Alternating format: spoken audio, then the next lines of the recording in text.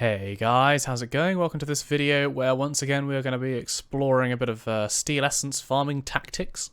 So if you haven't seen my previous guide video, do go ahead and have a look at that as it covers the general kind of principles that we're going to be covering in this video.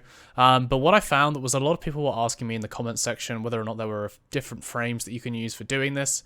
And of course there are, there's quite a few actually.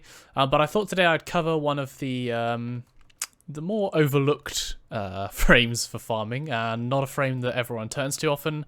But he's actually quite practical for doing this little tactic that we've got. So I'm going to run through the build that I've got on him here, and then I'll show you some gameplay as to why he is, well, quite practical for doing this. So basically, this is going to revolve around our ore gaze.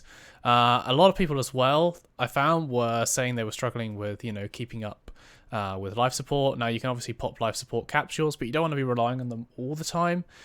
So we want to find a build that's going to, supply us with enough life support from the enemies that we don't really have to bother going away and searching for life support capsules to pop open. So this build essentially does that very well. I've quite happily gone over an hour with this build. My life support has never really dropped below 80 or 90%. And what's more with this build is that our cat is actually so much more tankier and dies so much less that it's just, I find it a lot better actually, generally speaking, and it's different, isn't it? So if you don't want to use the Necros, or you don't want to use your Cora, or whatever else it is you're using for this farm, then there is an alternative, and it is Atlas. So we will just run through the build real quick here. Once again, I have used a Umbral Former on this build. I don't think you need it. I think you should be able to put 2 Former here and here to be able to fit this on. But again, you do you. So yeah, basically what we're building around is our strength here. Maxing this out as much as possible. We want to try and keep our range neutral since we are going to be using ore gaze, and that does have a range limit on it.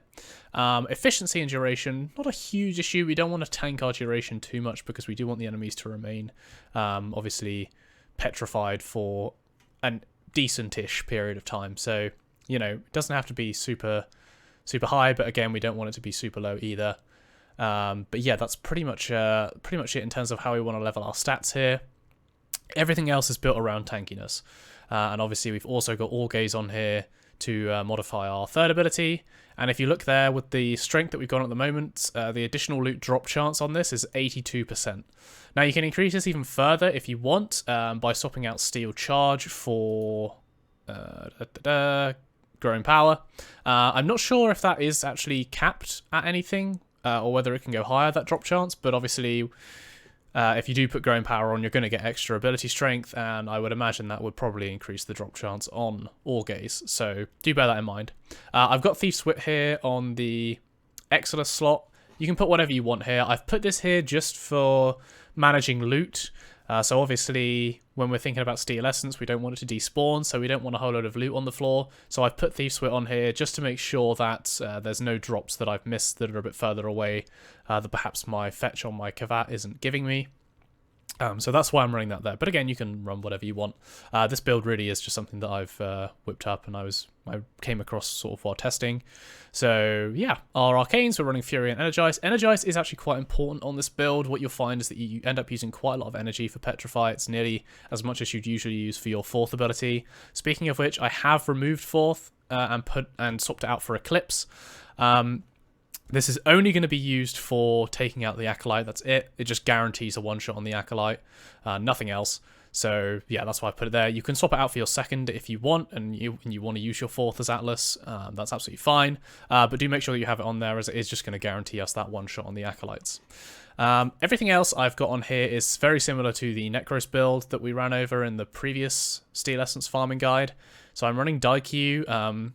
I didn't have this on in the last video, but I have gone over it in a subsequent Vector to Reroll video, I think. So basically, what this is going to allow us to do, I've put on Amalgam Daikyu target acquired here, which is going to give us plus 3% lifesteal on Nakanas, and I just so happen to be running a Zor with a Nakana stance, so that's why I'm doing that. It's going to allow me to sustain much better. I'm not going to be taking a whole lot of damage anyway, but, this is where my healing is going to come from. Secondary, doesn't really matter at all, to be honest. Just run whatever you enjoy playing. I'm running the Kuva Nukor because it helps to take out loads of enemies if I happen to need it.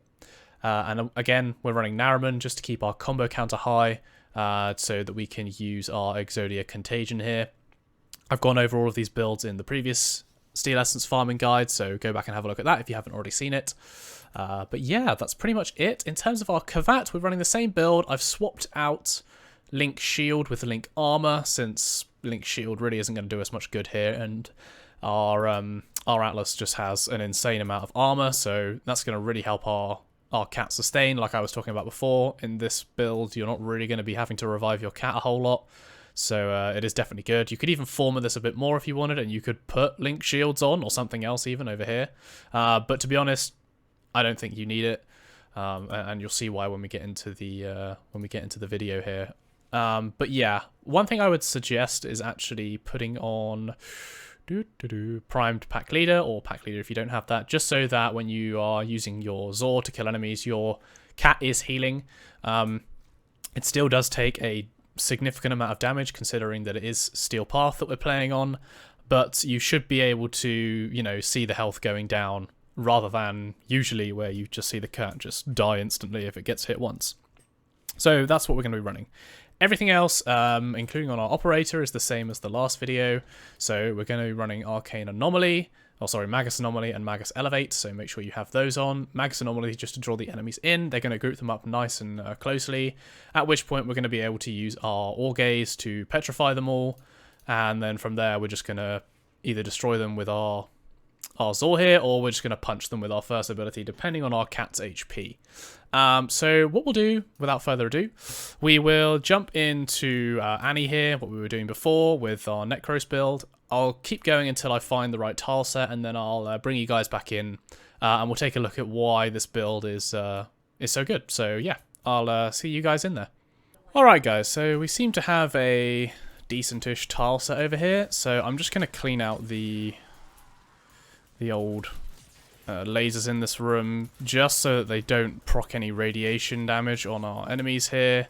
That wouldn't be too good. Right, so what we're going to do in this room, we're actually going to sit in this corner. We're going to start dragging in all of the enemies.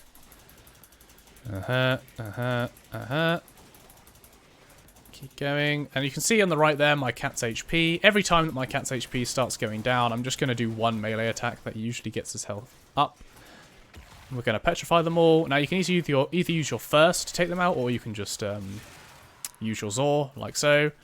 And it's a simple case of rinse and repeat. Now with that 82% drop chance on your Orgaze, the chances of you running out of life support in this are so slim, it's actually ridiculous. I'm just going to get my combo counter up a bit higher on this one.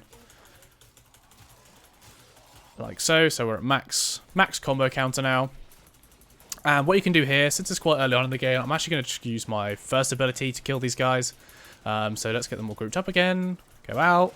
Orgaze. And then we're just going to pound them like so. Now these are level 120 enemies. And yes, I am punching them, one-shotting them with Atlas's first ability. Obviously, Petrify actually increases the damage of your first ability quite substantially. And yeah, you're going to just completely destroy them. And as you can see there, my life support is pretty much going to stay this high the entire time now. Sometimes you will get unlucky, as we just saw there, but generally speaking, it's going to stay relatively high. So what we'll do, we'll keep this going, and I'll bring you guys back in when we get an Acolyte, and I'll just show you kind of again what you should be doing when that does happen. If you haven't seen the Necros guide where we run over that, obviously go back and have a look at that, because that covers what's happening in a bit greater detail. But yeah, we'll just keep going until we get the Acolyte, and then I'll bring you guys back in. So I'll see you in a bit. Okay guys, so we've just gone past the 5-minute mark, so our Acolyte should be spawning within the next 2 minutes. What I will say, there are a couple of limitations with this build. They're not huge drawbacks, I should say, but they do occur sometimes, so just so you guys are aware. And I'm actually going to show another bug that can also occur that you should be 100% aware of. But yeah, when you start getting towards the later stages of this, perhaps around 40 or 50 minutes, and you start getting quite a few Eximus units spawning at once, what you'll find is that your Petrify can sometimes miss enemies. So if there is an Arctic Eximus, for example, if you get 2 of those overlapping, I'm not really sure what the interaction is. It's something to do with healers and also the Arctic Eximus units. It just prevents the Orgaze from hitting certain enemies that are protected by the healer. So if you do come into that situation, just kill the healers, and you should be alright to just continue petrifying. And the other one, which I'm actually going to show a clip of after this video, is a glitch that can occur with your Kavat buff, your double buff, and you should 100% be aware of it in case you are thinking of, you know, waiting until the last minute for your Kavat buff to run out, just in case you happen to get a second buff. So I am going to show that, and I'm going to make you guys aware of it because it has messed me up quite a few times when I'm waiting for buffs. Only in one run, because I wasn't really aware of it at the time, but it can happen, which is why you want to pick up your Steel Essence at least kind of 10 seconds before your Kavat buff runs out. So I'll show that after this video, but hopefully our Acolyte should spawn soon. Unless we're bugged. Nope, there he is. 2 seconds to go and he decides to spawn. So what we're going to do, we're going to come over to our spot up here. We're going to activate our Eclipse on our 4th ability, and as soon as he spawns and gets over to the stairs, as per usual, we're just going to hit him with our Zor and take him out. Now, because this is just a trial run and I'm just showing you guys how this works, I'm just going to pick this up and get out, but usually you would wait for a Kavat buff before picking that up. Again, if you haven't seen the Necros video that I do, my original Steel Essence guide video, please go and have a look at that, because it pretty much covers how that all works, and it will show you me picking up quite a bit of Steel Essence in that video. So do go and have a look at that. But what I'm going to do now, guys, I'm actually going to cut to a separate video which shows this this bug, as it were.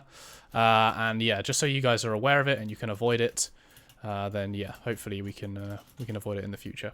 But yeah, thanks very much for watching this video, guys. I'll leave you with the bug at the end here. And if you did like the video, please like and subscribe. If you've got any questions or you have any other ideas for builds on other frames that can effectively run this game mode, then do let me know down in the comments. I'd be happy to check them out. But other than that, guys, yeah, enjoy the bug video and the grief it causes me, and I will catch you in the next one.